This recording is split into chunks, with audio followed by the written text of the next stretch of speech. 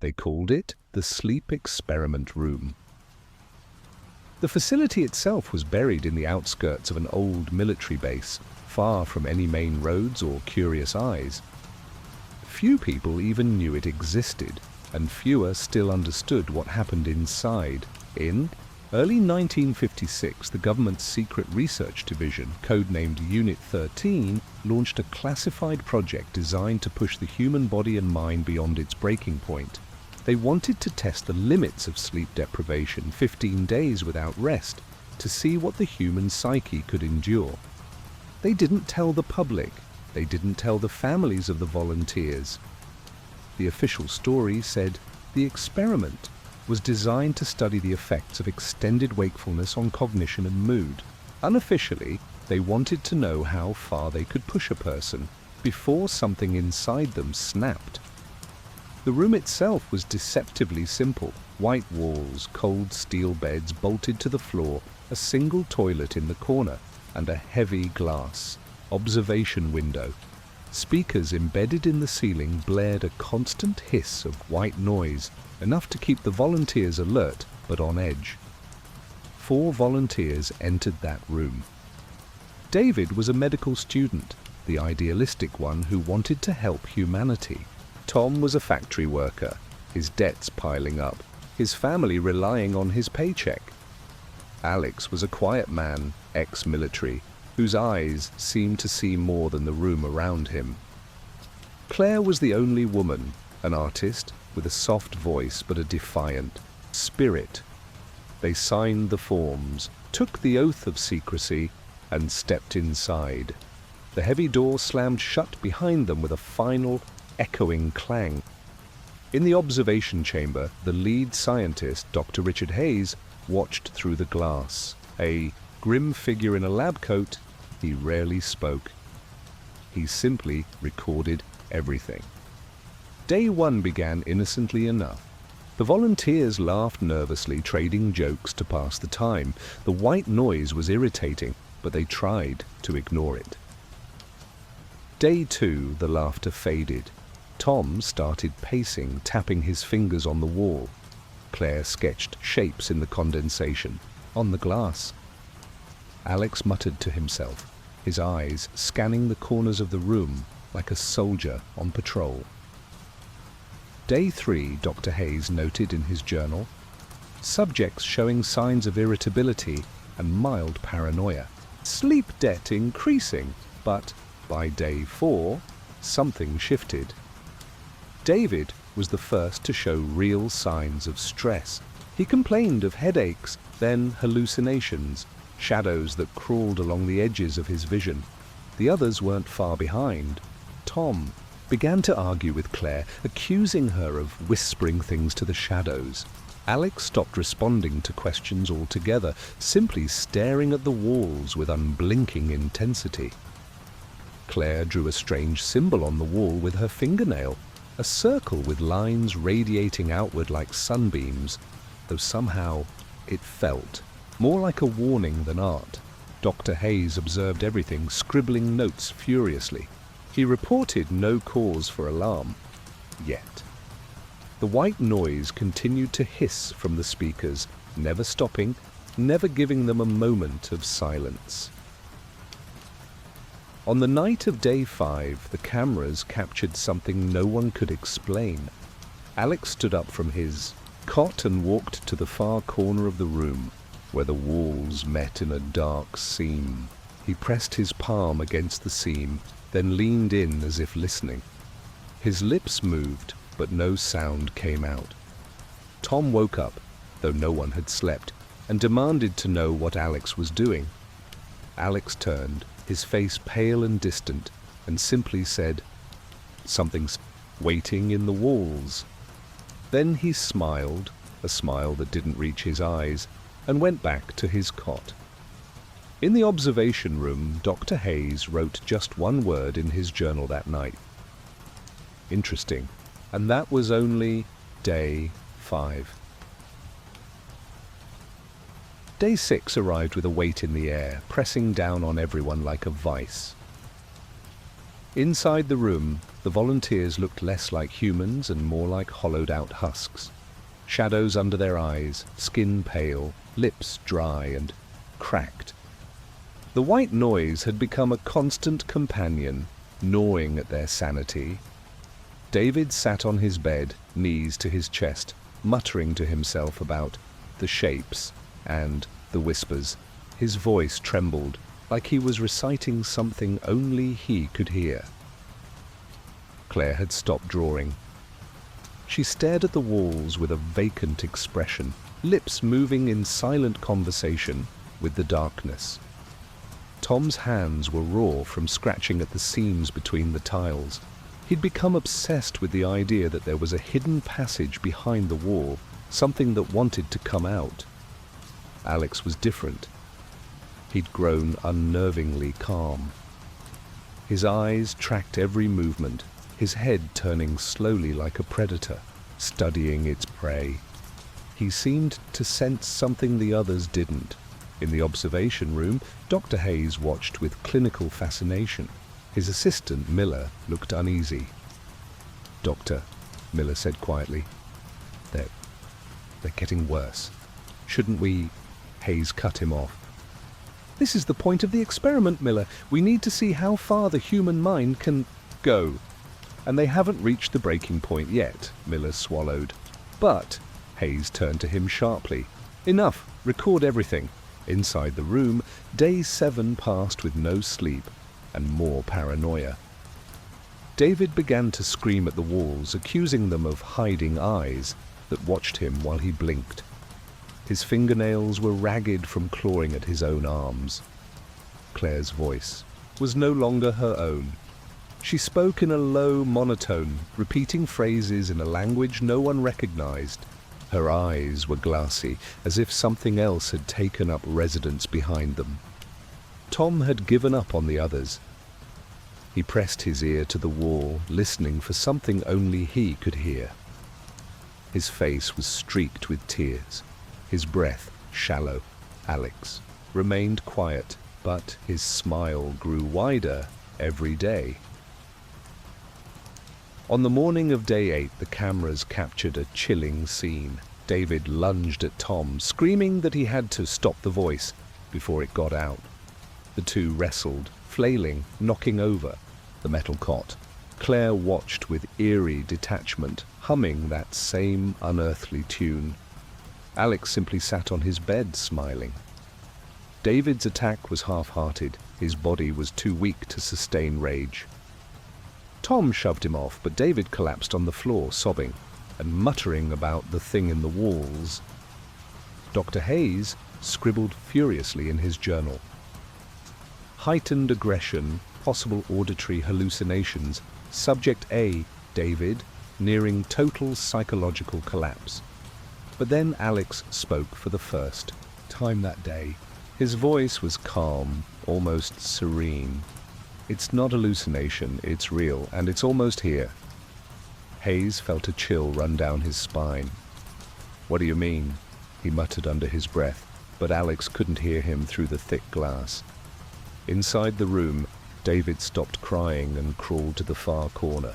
He pressed his ear to the wall and whispered, "I hear it. Scratching. It wants out." Tom began to rock back and forth on his bed, covering his ears and chanting, "It's just the white noise, it's just the white noise." Claire stood up and slowly approached the corner where David was pressed against the wall. She reached out, her fingers tracing the cracks in the plaster. "It's not just noise," she whispered, her voice low and cold. "It's a door." Suddenly, all the lights in the room flickered and dimmed. The white noise faltered for just a moment, a split second of silence that felt like an eternity.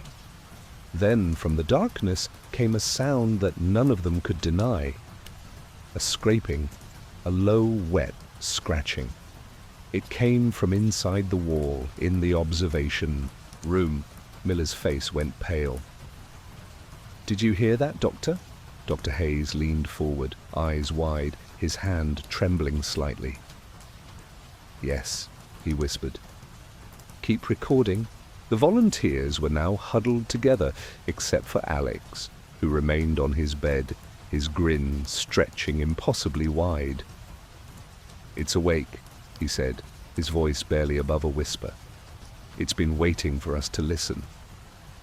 The lights flickered. Again. This time, the scratching came louder. David began to scream, clutching his head. Claire fell to her knees, pressing her palms against the wall as if she could hold back whatever was inside. Tom's eyes darted around the room, desperate for an escape that didn't exist. Alex leaned back, his voice calm, eyes gleaming in the dim light. "It's coming," he said, "and none of us are leaving this room alive." Day 9 arrived like a funeral bell, its weight heavy on everyone in the room, and on the ones behind the glass. Inside, the volunteers were no longer the same people who had entered that chamber. David was a trembling wreck, his eyes darting from wall to wall, following sounds no one else could hear.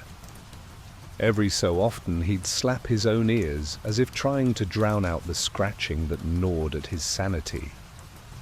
Claire crouched by the corner, fingernails bleeding from where she'd scraped, at the cracked plaster, trying to find the source of the noise.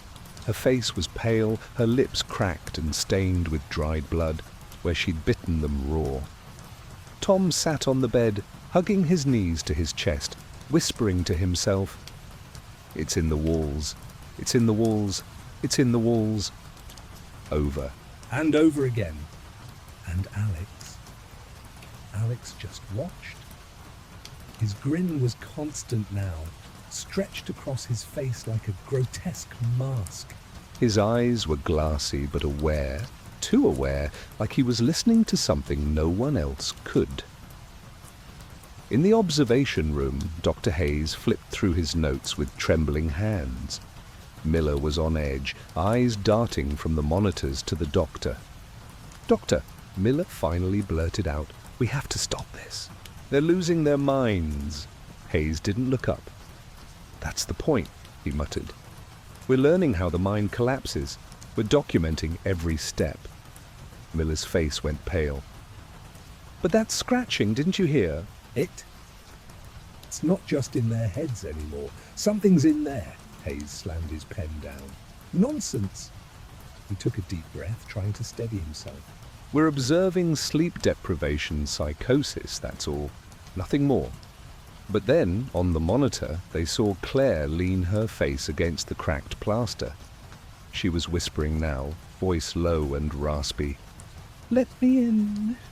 Her fingers pressed deeper into the cracks, nails breaking as she clawed at the wall. Blood smeared across the white paint. David crawled over to her. "Don't listen to it, it's lying to you. It wants to eat us alive." Claire turned her head slowly, eyes glazed. "I'm empty." "We're already inside, we just have to let it out." Tom began sobbing, his voice hoarse. No, please, make it stop." Suddenly the lights flickered. The white noise sputtered, then everything went silent. For the first time, since the experiment began, the room was dead quiet. Miller leaned in, his breath caught in his throat. What happened? Why did the white noise stop? Hayes shook his head, frantically adjusting the controls. I don't know. It's never done this before." Inside the room, the volunteers froze. Their eyes darted around, terrified of the silence that now pressed in on them like a living thing. Then came the scratching. Slow at first, like fingernails on wood, then faster, louder, from inside the walls. David began to scream, clawing at his own skin as if trying to peel away whatever was crawling underneath. Claire fell to the floor, laughing, an empty, broken sound. Tom jumped up and ran to the observation window, pounding his fists on the glass. "Let us out! Please, for God's sake, let us out!" His voice cracked. "It's in the walls, it's coming for us." Alex stood in the center of the room, his arms outstretched, his grin wide. "Yes," he whispered. "Let it in." Suddenly, from the corner Claire had been scratching, the wall began to bulge outward. The plaster cracked and split, revealing a darkness deeper than the shadows. A long, pale hand, too thin, too many joints, slid out of the crack, its fingers, spider-like, curling toward Claire's face. Claire didn't move. She only stared, her eyes wide, lips trembling. David backed away, his screams filling the room. Tom collapsed, sobbing. Alex just laughed, a low, guttural laugh that echoed in the silence. From the observation room, Miller staggered back, bile rising in his throat. "Oh, God, what is that?" Hayes stared, his face pale, his voice a hoarse whisper. This can't be real." But the cameras didn't lie. The hand reached further, its clawed fingers digging into the floor. More cracks spread like spiderwebs, and with each one, the darkness seemed to breathe, like the wall itself was alive. Alex took a step forward, eyes locked on the darkness. "You've waited so long," he said softly. "We're ready now." The hand flexed, its fingers curling around the edge of the wall. The white noise came back on suddenly, louder, harsher than ever, but it couldn't drown out the screams. Hayes tried to shout into the intercom. "Abort the experiment! Open the door! Open the—" His voice was drowned in static. Inside the room, the darkness spread, swallowing the volunteers one by one. The last thing the cameras recorded was Alex's face, smiling, as the darkness enveloped him. Then the screen went black. In the observation room, Hayes and Miller stared in horror at the lifeless monitors. A cold, mechanical voice from the PA system crackled to life. Experiment complete. Night seemed to devour the entire experiment. Room.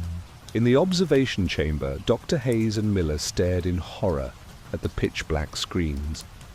The white noise had stopped. Every feed from inside the chamber had gone dark. "This can't be happening," Hayes muttered, his voice hoarse. "Miller, "Get the monitors back online, now!" Miller's hands trembled as he fumbled with the controls, sweat dripping from his forehead. I'm trying, Doctor." He pressed keys, flipped switches. Nothing but a long, continuous beep filled the room. Beyond the one-way glass, shadows clung to every corner of the testing room like a living thing. No one knew what was happening inside. Hayes slammed his hand on the console. "Damn it! We've completely lost control." A sharp crack echoed through the observation chamber. The two men spun around as a thin fissure appeared on the far wall. near the window like the building itself was breathing. "Did you hear that?" Miller whispered, eyes wide, voice trembling. "It's like something's in here with us." Hayes turned, face pale. "Quiet. There's nothing in here but "Us. It's just—" But Miller wasn't listening anymore. He pressed his ear to the cracked wall, eyes glazed over. There's a voice," he stammered, "like it's whispering my name."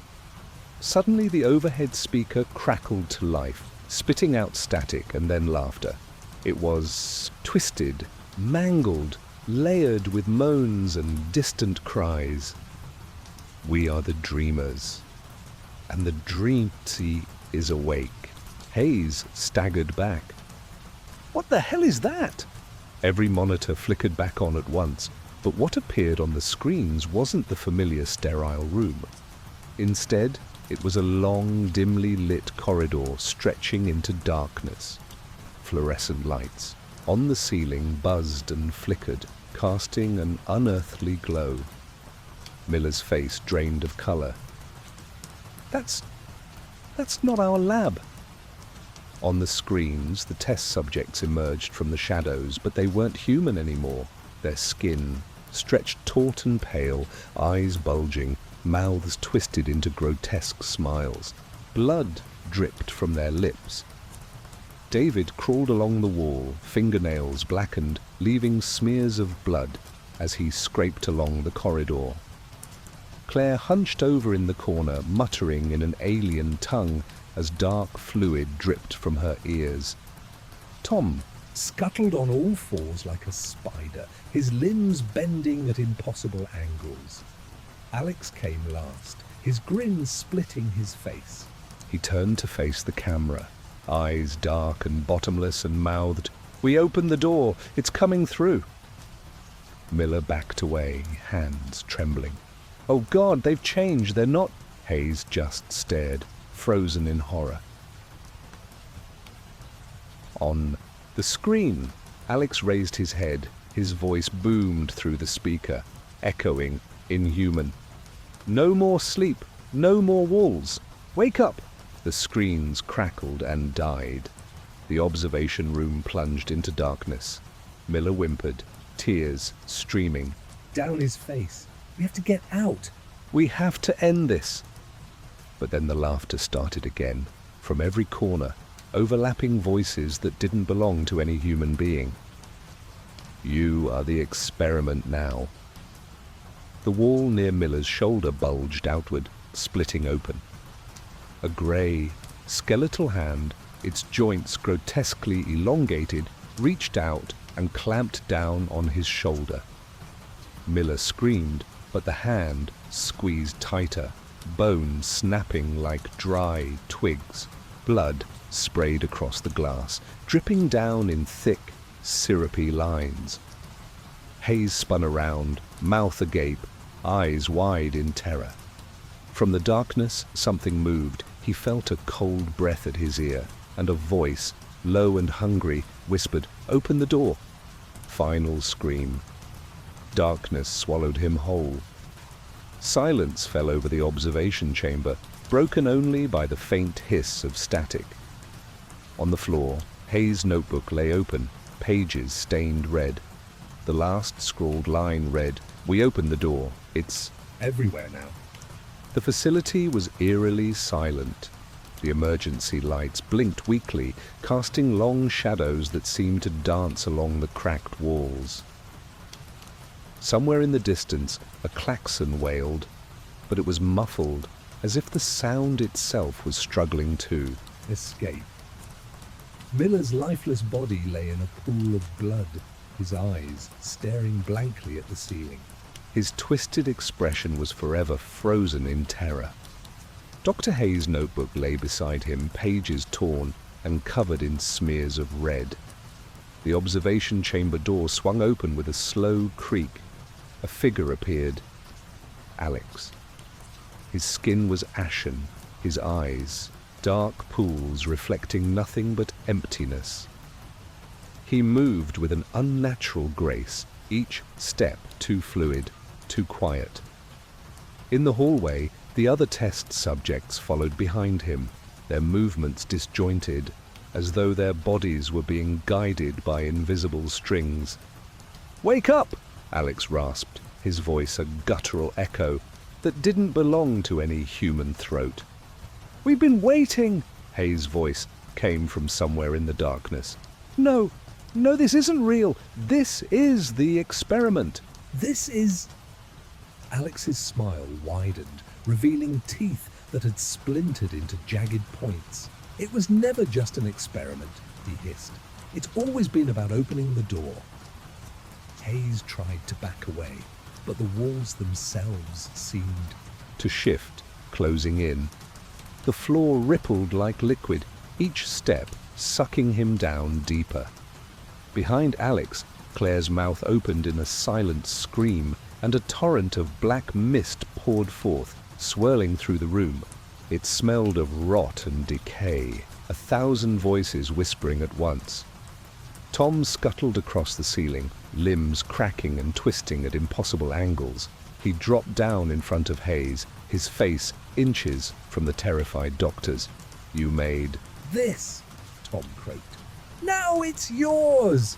Hayes screamed, but no sound escaped his lips. The mist flooded his mouth and nose, suffocating him in a wave of darkness. In the control room, the screens flickered on again. This time, they showed Countless other rooms, basements, attics, empty hospitals.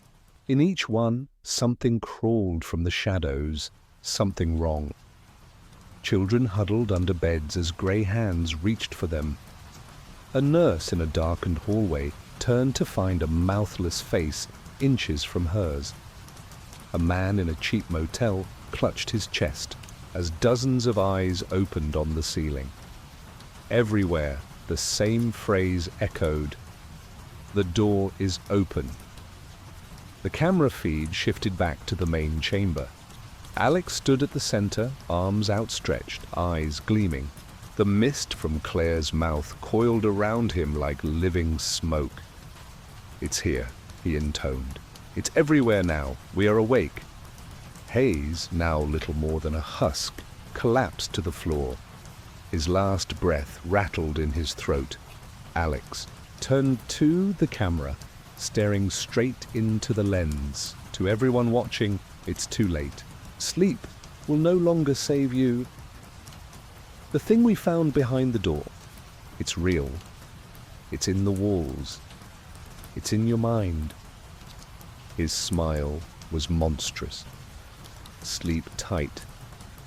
The screens went black. Outside the lab, in the corridors and offices, the air seemed to thicken. A hum, like a chorus of insects, filled every space. A guard, drawn by the alarms, stepped into the observation hallway. He raised his flashlight, scanning the darkness. "Dr. Hayes," he called, his voice trembling. A shape darted across the hallway ceiling, too fast to see. He turned, the beam of his flashlight trembling. "Hello!" The light revealed a wall, but on it, dozens of pale hands pressed from the inside, pushing outward. The surface cracked. 100 fingernails scraped at the plaster. The guard backed away, heart hammering. A single eye appeared in the wall, bloodshot, unblinking, staring right at him. A voice seeped from the cracks. "Join us!" The guard screamed. Darkness erupted from the wall, swallowing him whole. All across the facility, the same thing happened. Screams echoed in every corridor.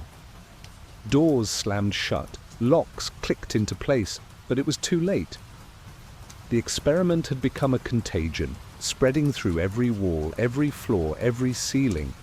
It had escaped, and somewhere beyond the lab, in homes, hospitals, hotels, anywhere people tried to rest, they would feel it too.